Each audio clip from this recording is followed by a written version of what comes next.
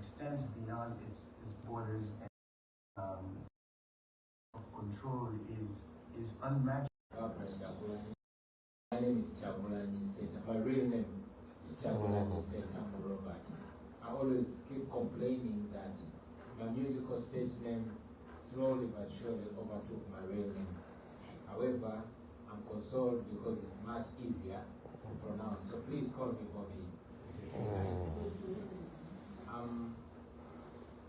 I strongly believe that I shouldn't be the one here, especially if in the room we have my extraordinarily strong wife, Barbara Chagulanyi. Who I believe is one of the strongest women that I know. And in addition to that, in the house we have my sister Agatha Atraore. She's a lawyer and activist, and she has gone through so much that I believe not so many can stand. However, since today I'm the one invited and I'm the one having a necktie in my neck, I believe I represent them. I've listened to the panelists. However, I strongly believe that if it's to talk about repression, if it's to talk about gross human rights violations, if it's to talk about cross-border repression, if it's to talk about dictatorship, then Uganda should be the country to come first. Uganda is a country of close to 50 million people under the firm grip of General Yoweri Kaguta Museveni for 40 years and counting. He took power by barrel of the gun in 1986, and up to now, he's still in charge of our country. He is famously quoted to have said the problem with Uganda in particular and Africa in general are the leaders that overstay in power. But now it's a very big crime to remind him of what he said when he was my age. I am here not on invitation, not voluntarily. I am here because I ran away, I escaped from my country. On January 15th, we had a presidential election, which I strongly believe we won. I was the main challenger of General Museveni. We had an election where the internet was switched off 2 days to the election, and it remained off for a week. We had an election where immediately after I cast my vote, I was put under house arrest with my wife. But before that, days before, many dozens of our party officials were rounded up and detained. My two deputy presidents, who are women, were abducted a day before the election, and they remained missing for 2 weeks. When they resurfaced, they told an ordeal of being detained in a military barracks supervised by General Museveni's son, Muhoozi Kainerugaba, who is actually the Chief of Defense Forces in Uganda. Many people were abducted, they've not been seen again. My deputy president for the Buganda region, the most populous region, had his house raided by the military. See, women play a big role in our elections. They are the organizers. And when somebody is running, we tend to have our tally centers where when we collect the declaration of result forms. The women tend to play the most important role of compiling the results. Now the military raided the house of Honorable Mwanga Chibumbi and shot into the house, killing 10 people in his house, 8 of which were women. Now I'm only talking about the ones that are known, but as we speak, thousands of our supporters are in jails. The difference between 2026 and 2021, because I ran in 2021 as well, is that in 2021 there was still a semblance of cover-up. However, in 2026, because the son of the president, who also doubles as the Chief of Defense Forces, the Army Commander, does not pretend to be a good dictator. He will kill people and he will take pride in it. He will post on social media about it. He was proud to post that I have killed 24 of National Unity Platform, which is the political party I lead, kill 24 of NUP members, and I'm so willing, I'm looking forward to kill the 25th, which I want to be Bobi. Now Bobi is me. He ordered for my execution, and indeed my house was raided on the 16th of January, and I was lucky because we had gotten some good lessons of 2026. I played James Bond and escaped from my house. Yeah, it would be funny if it wasn't sad. You know, I left my house a few days later. My house was raided again because my wife remained under house arrest. This time, the soldiers broke into my house, only men. They beat up my wife so bad and my other family members, they stripped her naked. Meanwhile, they were filming. And like I said, the son of the president, who also is the commander of the military, takes pride in torture, especially torturing vulnerable people like women.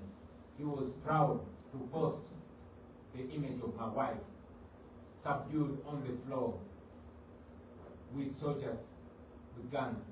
And he said, yeah, this is the picture when he captured Bobi's wife, and she was forced to tell us where the husband was. I remained on the run. I mean, so much of that. It is not only happening with my wife. He abducted my bodyguard and long-term friend Eddie. We looked for him for 2 weeks. We complained everywhere until in the middle of the night he tweeted and said, don't look for him. I'm holding him in my basement and I'm teaching him Nyankole. Now Nyankole is the language of the tribe where General Museveni comes from. And indeed, when Eddie showed up, he was all shaved, beaten, but unfortunately, when he was taken to court, he was not given a chance to go to the ICU in hospital. He was thrown in jail and is still in jail. Now, these stories have gone on and on and on and on and on and on. The repression, the abuse of human rights in Uganda is worse and worse and worse as it keeps going. When people talk about the same, I understand when you talk about Tanzania, in Kenya, but like Trevor Noah one time joked, said in Uganda, it is worse.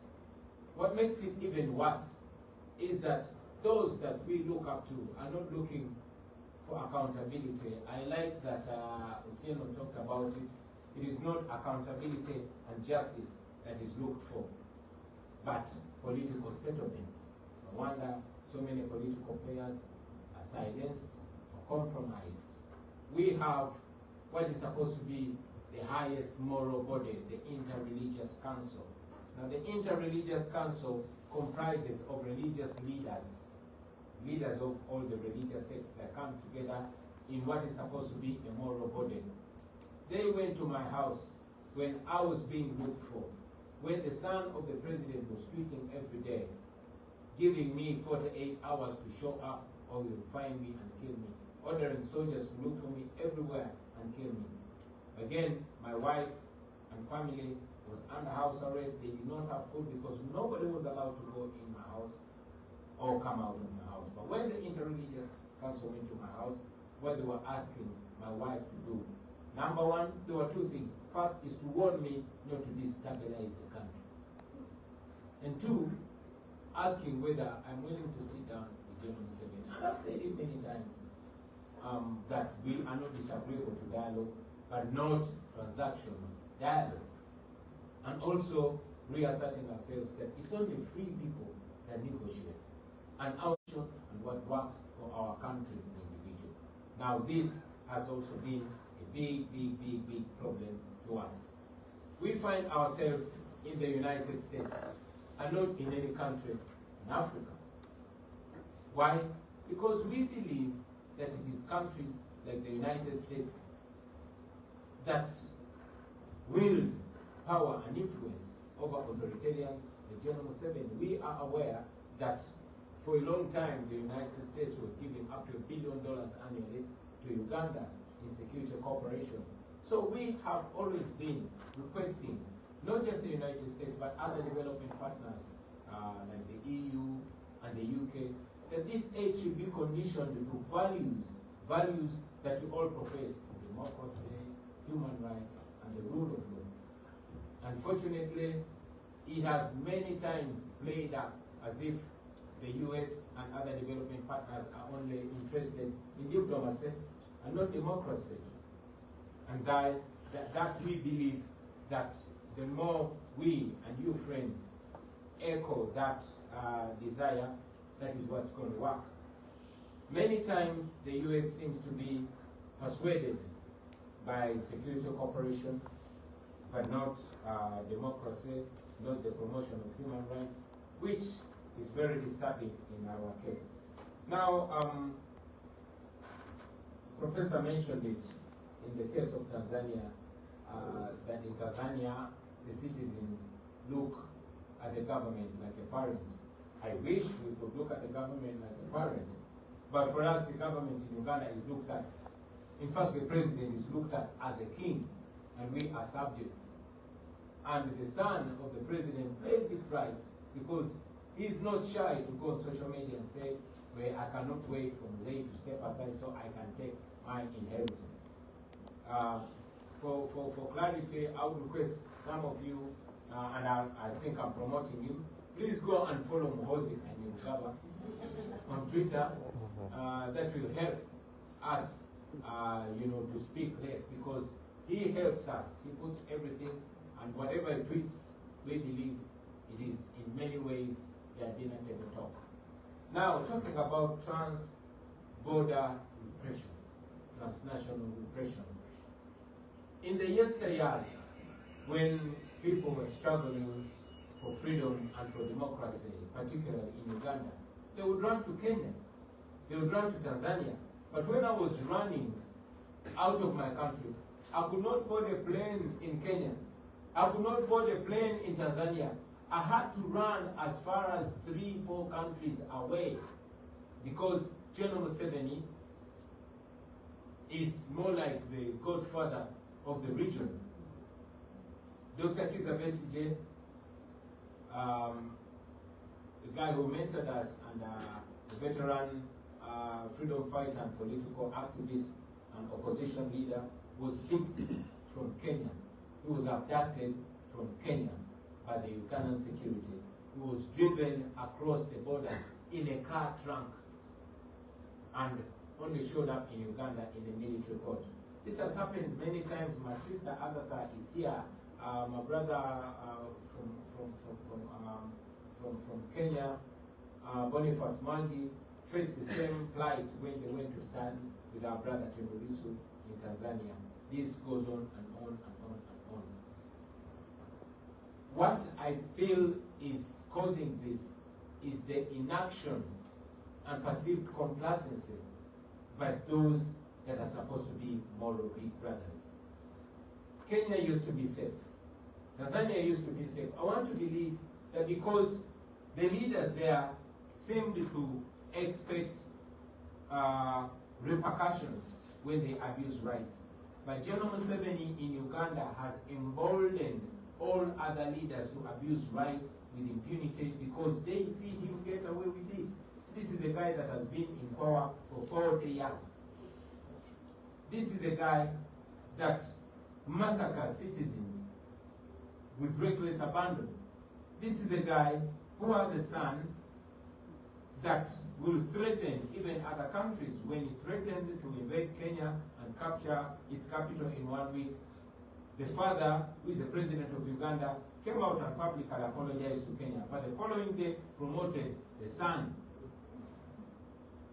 When the son tweeted an image of a tortured political activist, the following day, he was made the commander of the military in Uganda. So impunity, injustice, and gross human rights violation and crime is rewarded in Uganda, and Uganda gets away with it.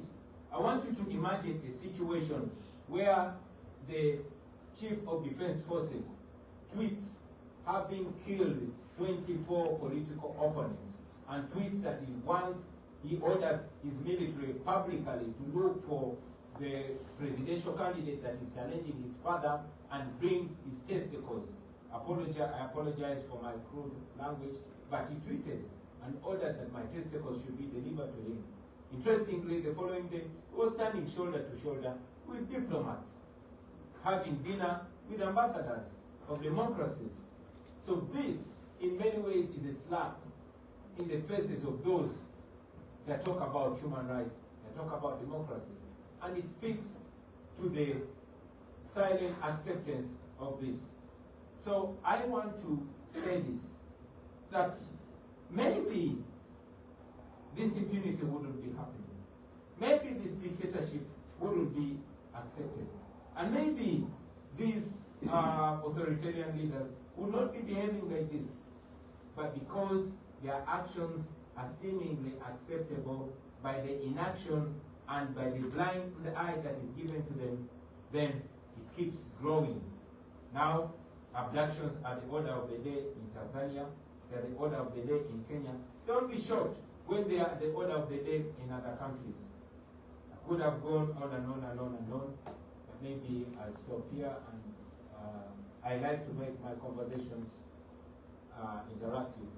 I apologize, I'm still healing from that recent trauma. I tend to pinch myself to make sure I wake up from the ordeal and confirm that I'm surely out of Uganda, because I had to escape from my own country.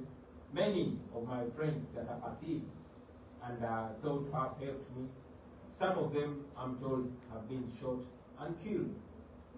When I was nominated to run for president, the Electoral Commission gave me 16 police officers to man my security, like they did to all other presidential candidates. Interestingly, after my exit from the country, all of them were rounded up and detained.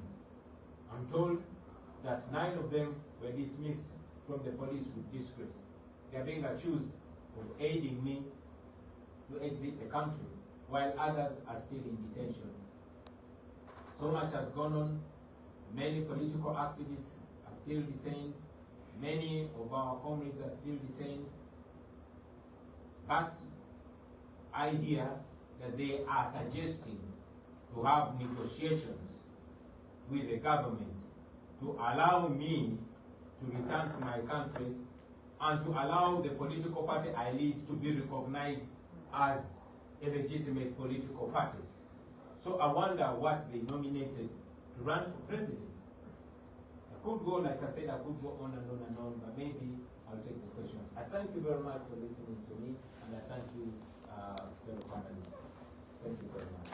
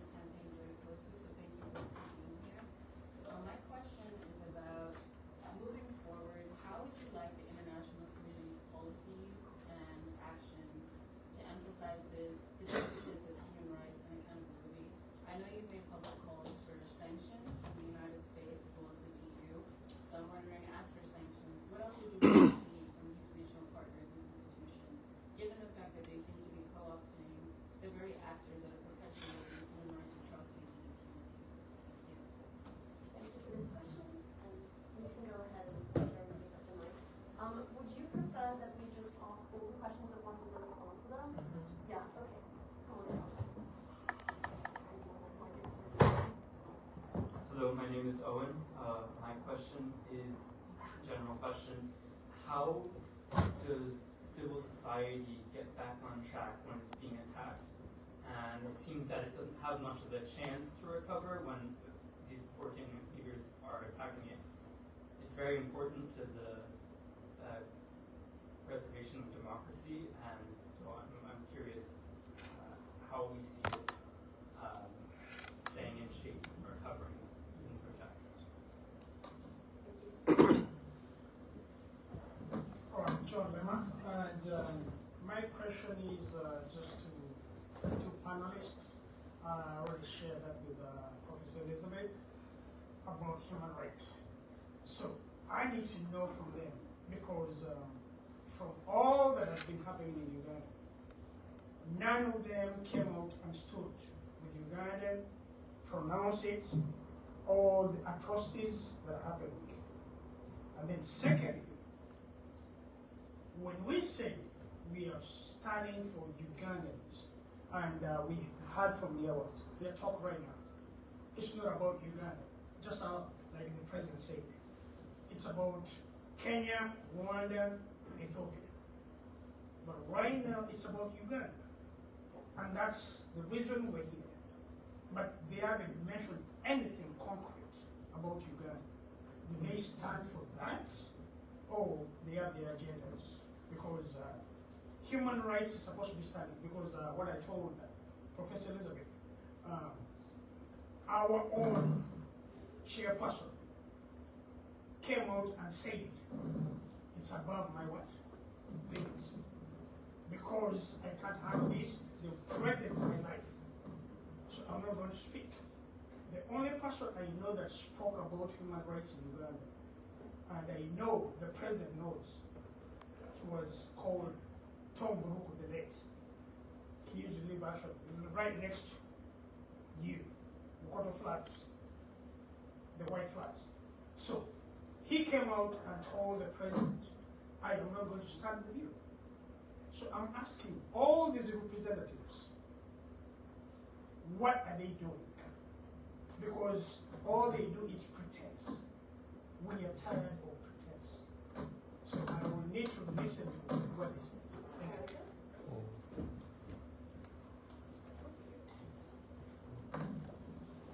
My name is Christine Mutale. I'm here to stand on Uganda. When I was young, we helped a lot of refugees from Sudan, from Rwanda. I was a girl guide. We never had anything to do with the human resource which has brought us here. But Uganda, I mean, you people, I should call it, you people including ambassador as a whole, have denied the suffering of Uganda. I remember when this thing happened, I called somebody here who is very important. And I said, our people are being killed, please, please, please. I said, I asked that lady from Uganda every day she calls here until I stopped. Human, whatever it is. Up to today, as he said, nobody talks about our people who have been killed in Uganda. Nothing. They have allowed 117 to play game on all heads of states in the whole world. This business of sanctions won't help, even during Amin's time, he did it. They have their money. In fact, they have allowed Chinese to give Uganda quick money than through World Bank and IMF. We have been there with some other people here complaining. There's nothing that has been done. But this time, don't allow that man to play a game on you. He has made the whole world to be useless. Sorry to say so. Your question.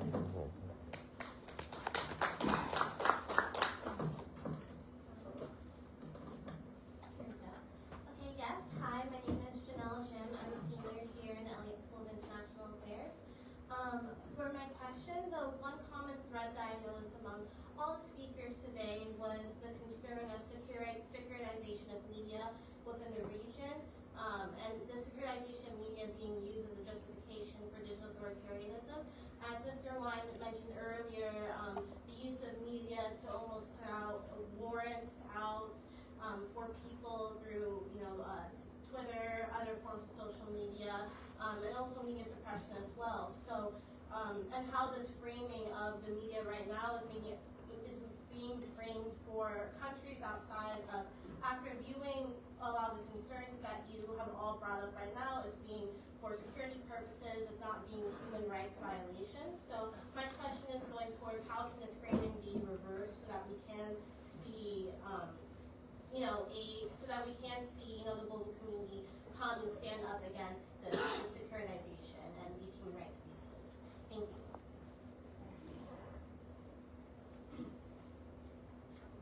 Hello, my name is Mary Abdul. I'm an advocate from South Sudan. I have a couple of questions to Mr. President Bobi. The first one should be like, how do you envision the upcoming election should look like in Uganda and Africa, as you are someone who went through these challenges? And then secondly, what do you think they use the young people, the message that you want to send to them, especially Ugandan youth when we work together? I think most of the African youth, they get used to work on communities, what they got used through talent, and they have a lot of talent. So how can they break these barriers? And I wanted to go further than that also, the role of the diaspora. How can the diaspora help in these transformations of democracy in Uganda? And also my last point, like you went through all these challenges, what gives you hope? Thank you. I love the last part of the beginning, but that's a very positive point. Go ahead. All right, my name is Douglas. My question is directed to Bobi. So I've heard about you before today, and someone spoke to me while you come in, and I was asked a question. I said, I really don't know much about you other than the fact that you're in struggle. But, Mr. Bobi, what is your political, economic ideology? Say you become president in Uganda today, what will change? What sort of economy would you build for Ugandans that would, bring prosperity beyond what is currently happening? Because I can tell you this, that as much as many diasporans want to support people like you and the international community that you rightly called out, if they cannot see their interest in your ideology, both economically, it is going to be difficult to really back you all the way. So, are you a capitalist? Are you a socialist? What are you, beyond the fact that you want political power? I think a lot of us in the diaspora, we've gone past the let's just struggle for power, but what are we going to do so that we are not just repeating the same mistakes like those who just wanted power, like the people you're talking about?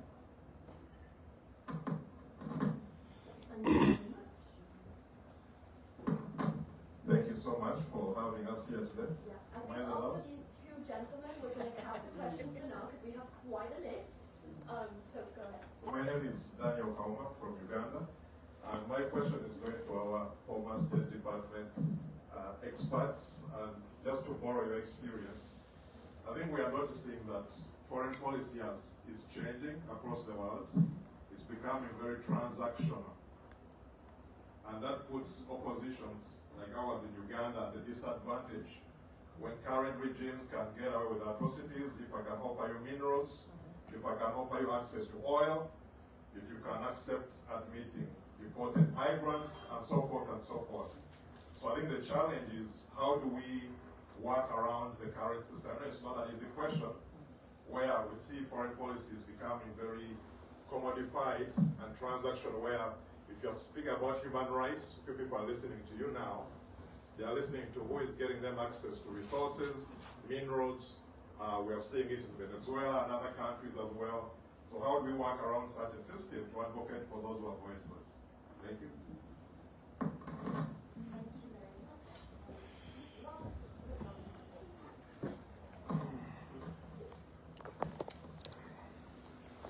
Thank you very much. My name is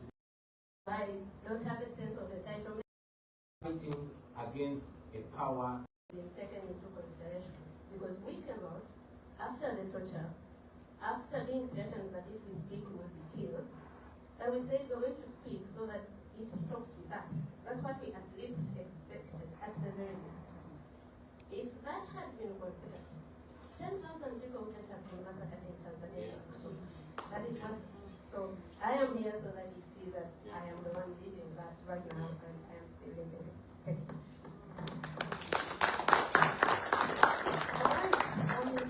Very loaded list of questions if you want to go ahead and start answering them.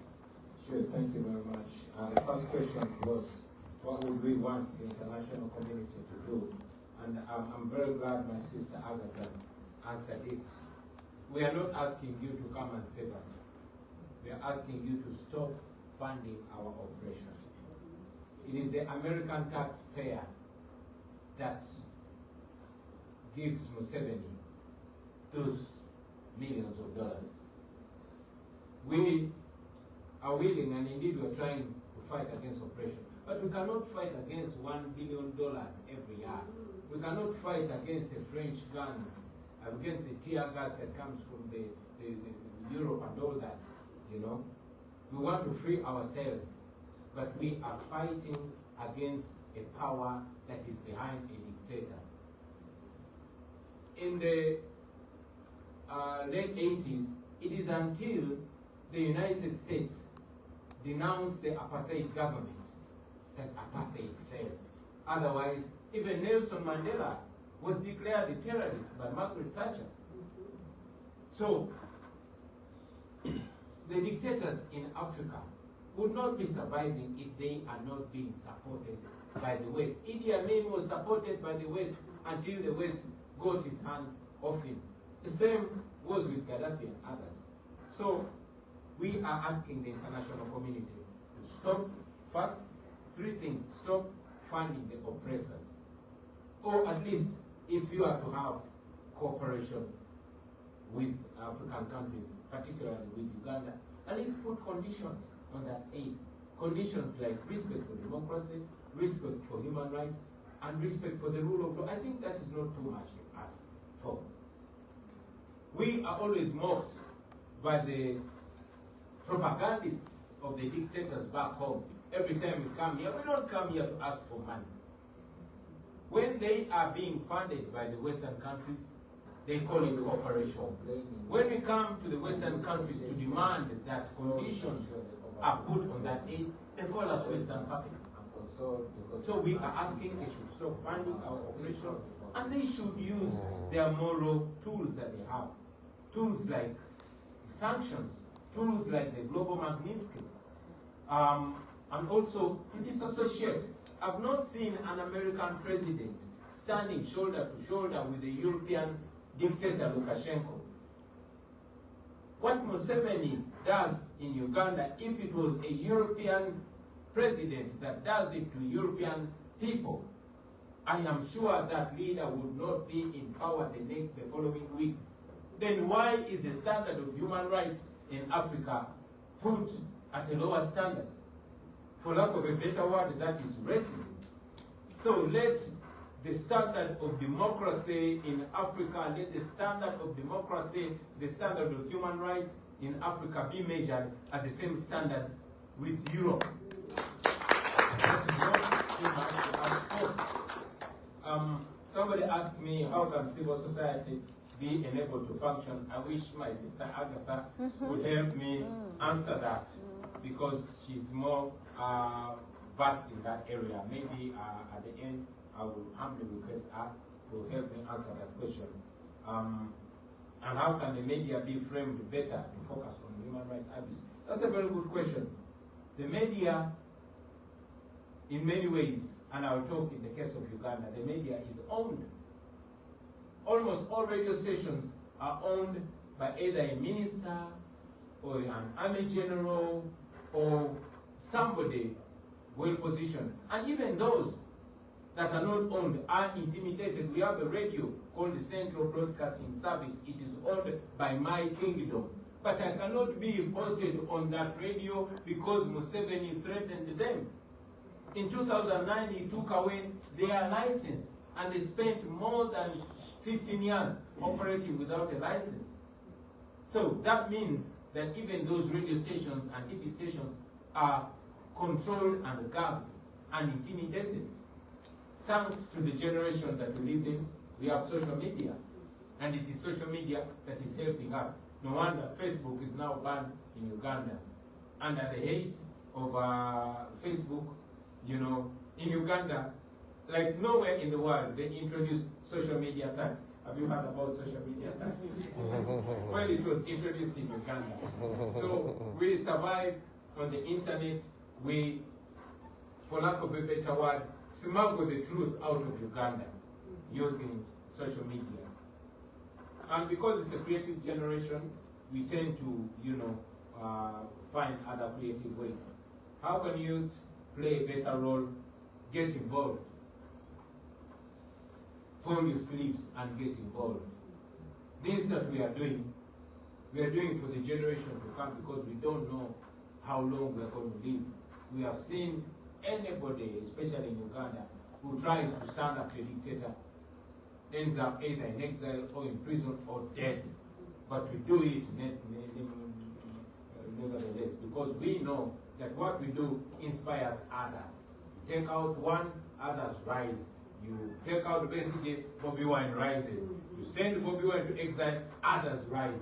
So pick a leaf, young people, and do what you have to do. After all, it is your future.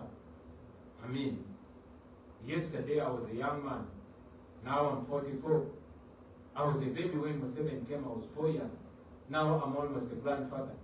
So it is the youth that own the future. And to those in the diaspora, you have nothing like an excuse. You are safe. You are in safe. All nations that have been liberated, their diasporas have played a very, very fundamental role. So get involved. Again, the same young man asked, what gives you hope? What gives me hope? History. History teaches us, yes, the young lady. Thank you. History teaches us that oppressed people have never and can never be oppressed forever. Hitler was powerful, but he fell. Stalin was powerful, but he fell. Museveni is powerful, but he will fall. So that alone keeps us going, knowing that history is on our side, knowing that what we are doing is right. The fact that we have been arrested many times, Dr. Kiza Besigye, I think he's the most arrested person that I know, but he has never been convicted because the law is on his side. The law is on our side. And those of us who believe in God, we know God is on our side. And when God is on your side, my friend, nothing can stop you. So that alone gives us hope and keeps us going and going and going. Now there's some intellectual young man who asks, what is your economic, political ideology? I think, to me it sounded so elitist, maybe because I'm not so educated. But again, our mentor, Dr. Besigye, has mentioned it many times, that the intellectuals are the problem of our generation. I'm a freedom fighter, I just want to be free to choose. It is like asking a slave, what do you want to do with your freedom? Do you want to use it to go to New York? Or to go to, I just want to be free. I want to be free to choose.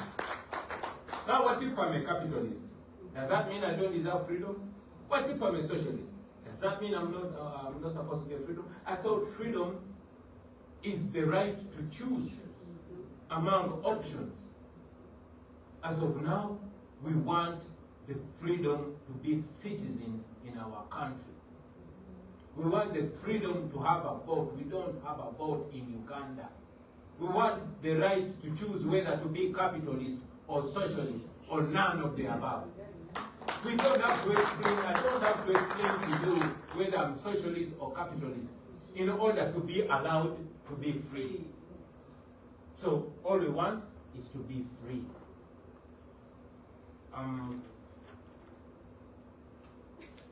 Yeah, I think that was all. May I ask my sister Agatha to please answer the question on civil society, because she's the expert on that. Thank you. I don't do that. Before you start this, Agatha, I'm just going to say that because we're about half an hour over time, we're going to hard stop it at 7:30. So after your answer and questions, It's just a simple question. I think it was about civil society, what it should do or can do. Civil society in Uganda is not allowed to do anything. 2 months ago, in January, 10 civil society organizations, including the one I work with, were suspended by the government because they did not want us to document anything regarding the elections, not the violations, nothing. That was followed by the freezing of the accounts. Keep recording straight. She said this was shot 8 times, 16 times. Can I ask to put that record straight? Tundulis, she said Tundulis was shot 8 times. It was 16 times. I mean, space in Uganda Can I put that has record been straight? shrinking very, very gradually in the last 6 years, especially financially. They started by sending out the Democratic Governance Fund, the European fund that was funding civil society in Uganda, and I think that was in 2021, because President Museveni, everyone that writes the law that the government is doing is viewed as subversive, so they told the PGO was funding and just it on the Recently, everyone that was funding civil society organizations that are political, especially those in the civil liberties space, was threatened by President Museveni's son with deportation. In fact, two diplomats were deported in the run-up to the elections. One, a German from GIZ, another from GW. So that's what it has been. It's worse now. When they speak about President Museveni's son, I don't think Mr. Wine, like you guys call him, I do not think he explained enough that he's the one in charge. He's the one calling the shots now. So what happened was, I think some of the atrocities that Bobi mentioned here didn't include the atrocities out of Uganda. There's a UN report about atrocities of the UPDF, the Ugandan army in South Sudan. In DRC, they were forced, I think, to go out. So that's what's happening. And when it comes to us that are operating within that context, you will just remain with a few that have stood firm and said whatever comes, that goes up to you. And I don't blame those that have said, this is not worth it. I almost died in Tanzania and I spent 3 months or 4 wondering if it is worth it. Struggling to continue with this fight. Wondering if it's worth to leave my children there because no one is helping. Not our governments, not neighbors, not the international community or the international world order. We have the UN, we have ICC, we have everything, but it's not coming to us. So I understand why some civil society organizations right now as I speak are trying to negotiate with the government to beg them to reopen. And so that means that they will do whatever the government wants them to do or whatever the government doesn't want them to do. I think summarily that's all I can say. Thank you. I was going to say we're going to take the last question that was addressed to you both, and you can go ahead and answer that. And then after this, we're going to call it because we have reached our 7:30, so you can go ahead and answer the question. Thank you, and I really want to say for Ms. Agatha, who just spoke, I have not recognized you in the audience, but your story is incredibly profound, and your courage is so notable. And when we speak about things like what is the media doing, I would encourage people to look at BBC's documentary of her experience, her incredibly powerful testimony. Really, it's a great honor to have you here, and I appreciate everything you've done to speak out. And when I think about what do we do in the face of transactional situations, first let me clarify, I don't work for the U.S. government anymore, and so this is official. But I think this is not the first time that we have seen surges in policy that have been focused on transactional issues, and it makes the documentation and discussion that much more important. Over time, you can see that there are threads that we recognize because they've been saved, because people's experiences have been documented. So the courage that you showed to speak with BBC, the courage in your documentary with National Geographic, I think this documentation effort is tremendously important. I think speaking up more broadly on social media is also very important, and I take Evan's point that we have to think about how do we capture what's happening in social media, which can disappear so very quickly, so that we have a record to build upon for the future. That brings me a bit to what gives me hope. I am so inspired by your work. Your work gives me hope because I can imagine the pressure to be quiet. I can't imagine, I cannot imagine the pressure to be quiet. So your willingness to be here to share your stories, to help all of the rest of the world remember the dignity and humanity of every person, the right of every person to contribute to their government, to have an accountable government, to be respected in their humanness. I really take inspiration from you. So thank you.